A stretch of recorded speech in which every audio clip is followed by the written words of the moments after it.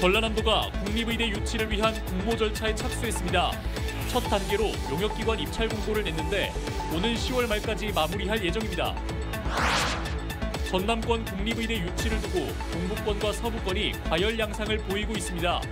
30년 수건 사업이 물거품되는 것 아니냐는 우려의 목소리가 나오고 있습니다.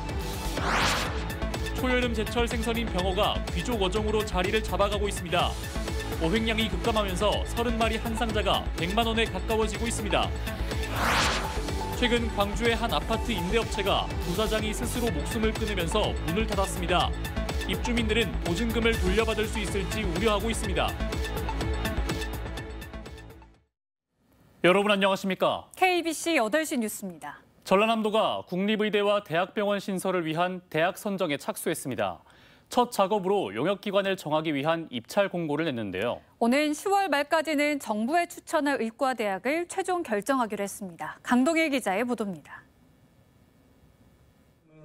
전라남도가 용역기관 선정을 위한 입찰 공고를 내고 전남 국립의대와 대학병원 신설을 위한 첫걸음을 시작했습니다.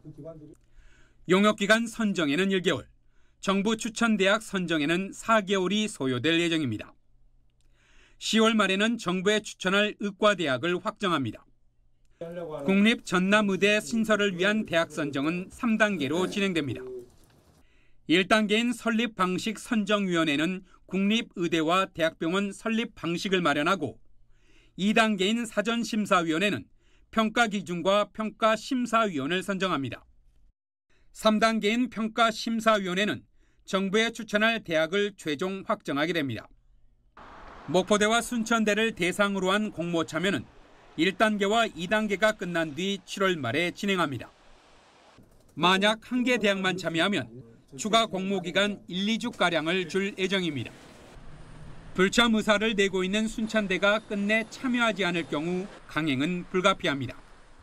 1개만 응모하게 되면 추가 응모 기회를 주고 그래도 안 하면 그대로 하는 절차들이 있습니다. 그건 그래서 지방계약법의 절차들을 준용해서 하겠다는 말씀드리고 그래도 불참한다면 그거는 뭐 설득하겠는데 어쨌든 계획대로 간다는 말씀드리겠습니다. 공정하고 합리적인 공모를 위해 지역 내 의료체계 완결성 구축과 전체 도민의 건강권 확보, 지역 상생 발전, 공식력 있는 대형 컨설팅 업체 위탁 등 4원칙도 발표했습니다.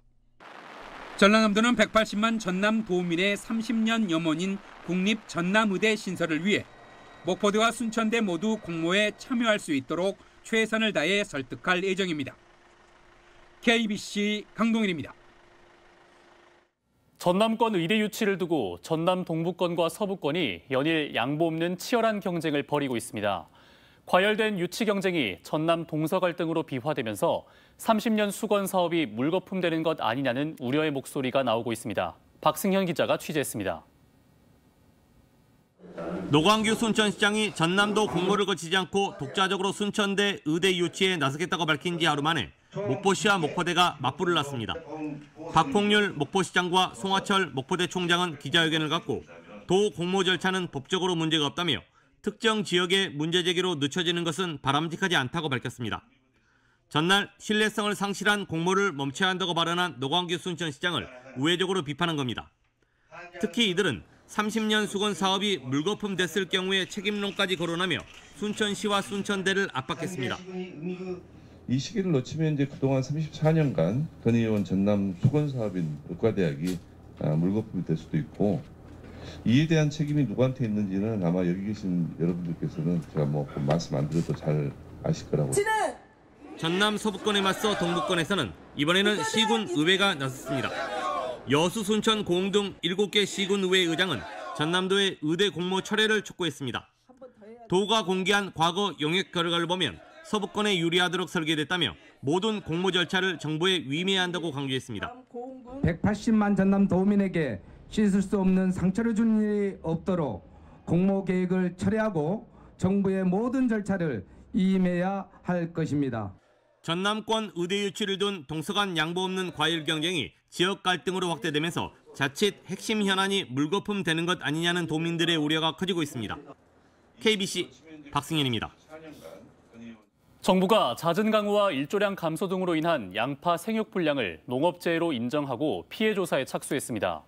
농림축산식품부는 전남과 전북 등에서 나타난 양파 생육 불량을 겨울철 고온과 잦은 강우, 일조량 감소 등에 따른 농업재해로 인정된다며 광역단체에게 피해 신고 접수와 조사를 요청했습니다. 전라남도는 무안과 신안 등에서 양파 재배 면적의 20%에 달하는 1,370헥타르에서 생육 불량 피해가 발생한 것으로 잠정 파악하고 있습니다. 5.18 기념재단이 5.18 민주화운동 관련 허위 사실을 유포한 구구 논객 지만원 씨를 상대로 손해배상 소송을 제기했습니다. 5.18 기념재단은 헌정유린에 맞선 광주 시민을 북한 특수군과 연결지어 폭동으로 왜곡해 5.18 작전 북이 수행한 결정적 증거 42개를 펴낸 지만원 씨에게 위자료를 청구하는 민사소송을 제기했습니다. 지 씨는 시민을 북한 특수군이라고 지칭 비방해 지난해 1월 12일 징역 2년형의 대법원 확정 판결을 받고 수감 중인데 수감 직전 역사 왜곡 도서를 또 발행했습니다. 초여름 제철 생선으로 식탁에 자주 올랐던 병어가 귀족 어종으로 자리를 잡아가고 있습니다. 해마다 줄어드는 어획량에 가격도 가파른 상승세를 보이면서 30마리 한 상자가 100만 원을 바라보고 있습니다. 병어 위판 현장을 고익수 기자가 취재했습니다. 새벽녘 신안군 지도읍 송도항에서 병어 하역 작업이 한창입니다. 예년에는 통상 배 한 척이 병어 200~300상자를 잡아 올렸으나 요즘은 30~40상자에 불과합니다. 맞은편 수협 위판장에선 경매서와 중매인 간의 흥정이 진행되고 있지만 분위기는 무겁습니다. 지난해 7~80만 원까지 치솟았던 30마리짜리 병어 한 상자가 올해는 100만 원을 육박하면서 선뜻 구입하기가 쉽지 않기 때문입니다. 오늘 입판된 병어는 100여 상자, 씨알도 작아 한 상자에 40마리짜리가 대부분입니다. 올해 병어 생산량은 1,350상자, 지난해 같은 기간 2,800여 상자에 절반에도 미치지 못하고 있습니다. 심각한 것은 말로 표현할 수가 없죠. 물량이 너무 적으니까 일단 아직까지는 많이 단가가 비쌉니다. 한 마리에 4만 원, 5만 원 정도 할 정도로 비싸요. 한 상자면 얼마? 뭐 기본 경매 가격이 평당가가 8~90만 원 나온다고 생각하시면 되겠네요. 위판 물량이 워낙 적고 가격이 오르다 보니 중국으로 나가는 물량이 거의 없고 대부분 일반 음식점 등 소매 위주로 거래되고 있습니다. 지금 물량은 작년 대비해서 한 절반 정도 생산이 되고 있고, 그러니까 양이 적다 보니까 아직까지는 중국으로 수출되는 양보다는 내수용으로 전국에 있는 시장으로 소비되고 있는 상태입니다. 5, 6월이면 반찬이나 안주로 부담 없이 즐겨 먹었던 고소하고 맛깔나는 서민 생선 병어. 어획 부진으로 해마다 가격 오름세가 이어지면서 점차 귀족 어종이 돼가고 있습니다. KBC 고익수입니다. 최근 모기 개체수가 급증해 주의가 당부됩니다. 광주시 보건환경연구원은 이달 채집기 한 대당 채집된 평균 모기 개체수가 131.5마리로 지난달보다 14배 가까이, 지난해 5월에 비해서도 8배 가까이 증가했다고 밝혔습니다. 다행히 아직까지 일본 뇌염과 말라리아를 매개하는 작은 빨간집 모기와 얼룩날개 모기는 확인되지 않았으며 이달 들어 댕기열 등을 옮기는 흰줄 순모기가 발견됐지만 감염병 병원체는 검출되지 않았습니다. 목포대학교와 전남도립대학의 통합이 속도를 내고 있습니다. 목포대와 전남도립대 총장과 관계자들은 목포대 스마트 회의실에서 대학 통합 추진 공동위원회 회의를 갖고 대학 간 통합 현안에 대한 사전 분석과 경쟁력 있는 통합대학 운영 전략 등 실무 협의를 오는 6월까지 완료하기로 했습니다. 통합 추진을 통해 목포대는 오는 8월로 예정된 2024 글로컬 대학 30 본지정에서 좋은 결과가 나오기를 기대하고 있습니다. 광주의 한 아파트 임대업체가 갑자기 문을 닫았습니다. 앞서 이 회사의 고위 간부는 숨진 채 발견됐는데요. 관련된 사업자만 3곳에 피해 세대가 수백여 곳에 달해 보증금을 돌려받아야 하는 임차인들의 피해가 커질 것으로 보입니다. 임경섭 기자입니다. 광주 광산구의 A건설회사 사무실. 굳게 닫힌 문에는 우편물을 찾아가라는 송장이 붙어 있고 배를 눌러도 반응은 없습니다. 최근 이 회사를 실질적으로 총괄해온 부사장이 숨진 채 발견된 데 이어 업체도 문을 닫고 사실상 연락이 끊긴 상태입니다. 이곳 사무실을 함께 사용하는 임대사업자 2곳도 연락이 끊겼는데 A사 대표의 가족이 운영하는 것으로 알려졌습니다. 무조건 최대한 빨리 세입자 구하든지 돈을 마련할 수 있게 해보겠다고 해가지고 조금만 기다려달라 해가지고 기다리고 있었는데 갑자기 이제 연락이 안 되더라고요. 당장 이들 업체가 보유한 것으로 알려진 물건은 모두 581건입니다. 이 중 광주 광산구 일대 7개 오피스텔 173세대에서는 15세대가 계약 기간이 끝난 후에도 보증금을 돌려받지 못했습니다. 나머지 세대 역시 환급에 문제가 발생할 가능성이 큽니다. 이들 회사가 보유한 광주 북구의 사업장 입주민들도 불안을 호소합니다. 업체가 문을 닫으면서 주택도시보증공사에서 보증금을 돌려받기가 어려워졌기 때문입니다. 전세 보증금을 받으려면 이제 허브에서 요구하는 절차를 밟아야 하는데 일단 내용 증명을 보내도 폐원 부재로 지금 수신이 불가능하고 다 반려되는 상황이고 부동산 경기의 위축으로 임대업체들은 직격탄을 맞고 있고 임차인들은 보증금 걱정으로 불안에 떨고 있습니다. KBC 임경섭입니다.